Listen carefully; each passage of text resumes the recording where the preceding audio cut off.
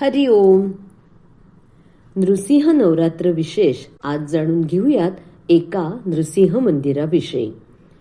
हे मंदिर आहे उमरद, याचंच दुसरं नाव आहे देशमुख, तालुका सिंदखेड राजा, जिल्हा बुलढाणा. नृसिंह, लक्ष्मी आणि भक्त प्रल्हाद ज्या ठिकाणी एकत्र प्रतिष्ठापित असतात तिथे भक्ती, शक्ती आणि करुणेचा त्रिवेणी संगम झाल्याचं मानलं जातं.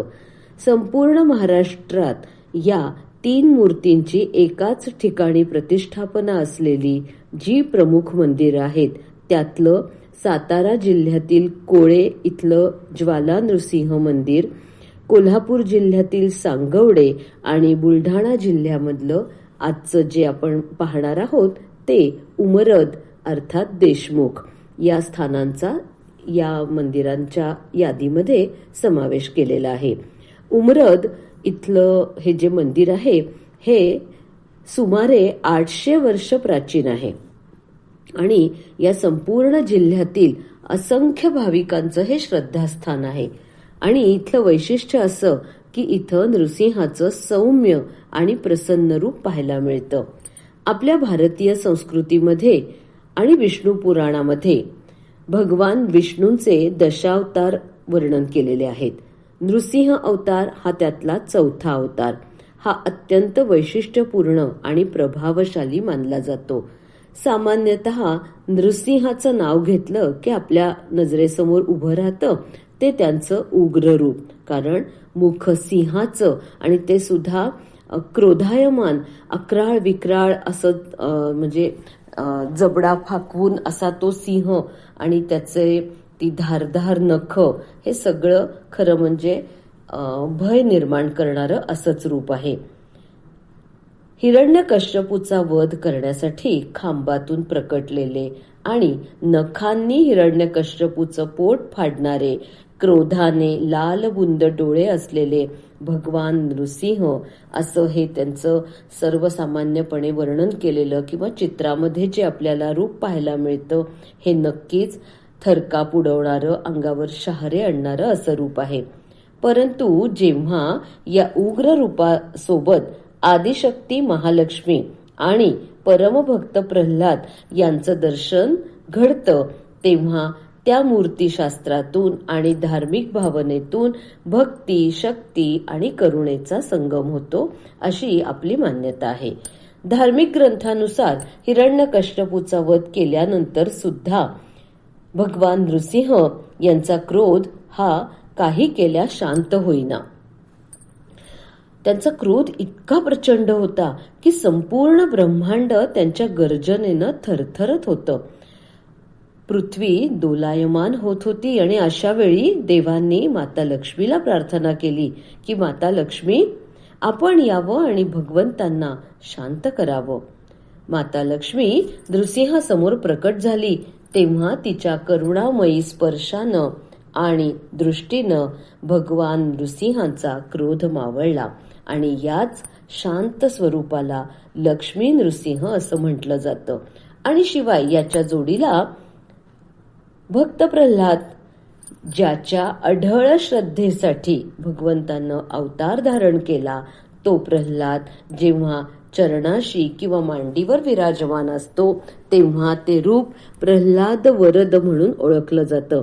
नृसिंह, लक्ष्मी आणि प्रल्हाद हे एकाच ठिकाणी असणं म्हणजे भक्ताचं रक्षण करणारे प्रल्हाद, दुष्टांचा संहार करणारे नृसिंह आणि विश्वाचं पालन पोषण अर्थात विश्वामध्ये शांती नांदावी याच्यासाठी लक्ष्मी, या 3ही तत्वांचं एकत्र पूजन होतं. धार्मिक दृष्ट्या अशा स्वरूपाची उपासना करण्याचं एक विशेष मानलेलं आहे.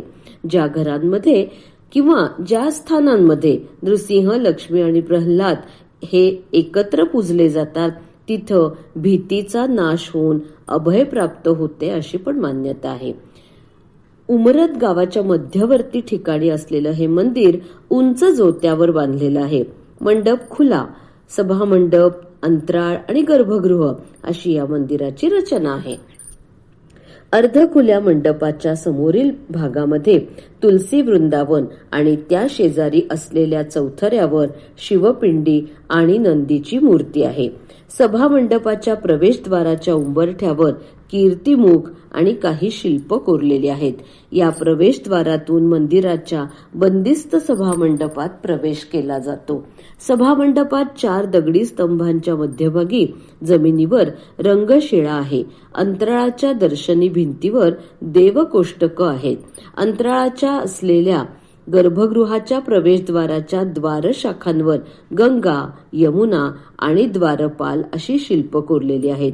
या प्रवेशद्वाराच्या स्तंभ शाखांवरही सुंदर अशी कलाकुसर केलेली आहे. गर्भगृहात दगडी वज्रपीठावर नृसिंहांची मूर्ती स्थापन केलेली आहे. या मूर्तीच्या मांडीवर हिरण्यकश्यपू असल्याचं दिसतं आणि शेजारी प्रल्हाद आणि लक्ष्मीची मूर्ती आहे. या मूर्तीसमोर नृसिंहांची एक छोटी पितळी पूजा मूर्ती आहे.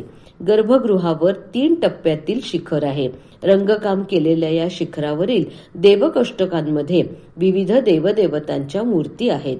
मंदिराबाहेर मत्स्यावताराचं शिल्प सुद्धा आपल्याला पाहायला मिळतं. मंदिराला लागून ओवरी सदृश्य बांधकाम आहे.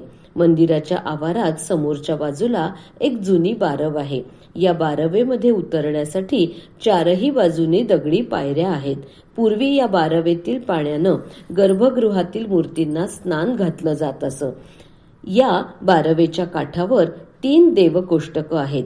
त्यापैकी मध्यभागी असलेल्या देवकोष्टकांमध्ये शेषशायी विष्णूचे वैशिष्ट्यपूर्ण असं शिल्प आहे. विष्णूंच्या पायाजवळ लक्ष्मीचं शिल्प कोरलेलं आहे. शेषशायी विष्णूंच्या शिल्पावर समुद्र मंथनाचा प्रसंग कोरण्यात आलेला आहे. अन्य एका देवकोष्टकामध्ये सरस्वती देवीची चतुर्भुज मूर्ती आहे, जिच्या हातामध्ये वीणा आणि पोथी आहे. 3ऱ्या देवकोष्टकात गणेशांची मूर्ती कोरलेली आहे. या मंदिरात रोज पहाटे 4:30 वाजता काकड आरती होते आणि सायंकाळी हरिपाठ होतो. यावेळी नृसिंहांच्या मूर्तीला शिरापुरीचा नैवेद्य दाखवण्यात येतो. नृसिंह जयंती हा इथला मुख्य उत्सव आणि त्यानिमित्त इथं 7 दिवसांचा नवरात्रोत्सव साजरा केला जातो. या उत्सवादरम्यान भजन, कीर्तन आदी धार्मिक कार्यक्रमांचं आयोजन करण्यात येतं. अखेरच्या दिवशी लोकवर्गणीतून महाभंडाऱ्याचं आयोजन करण्यात येतं. हे मंदिर सिंदखेड राजा इथून 19 किलोमीटर अंतरावर तर बुलढाणा इथून 91 किलोमीटर अंतरावर आहे. सिंदखेड राजा इथून एसटीची सुविधाही उपलब्ध आहे. अर्थात खाजगी वाहनं सुद्धा मंदिरापर्यंत ये जा करतात. या परिसरामध्ये निवासाची मात्र अन्यत्र सोय उपलब्ध नाही. तरीही या मंदिराच्या दर्शनासाठी आपण शेगाव किंवा माहूर या परिसरात जाणार असू तर हरकत नाही. स्वतःची गाडी असेल तर ह्या मंदिराच्या पाहणीचा नक्कीच विचार करावा. श्रीराम.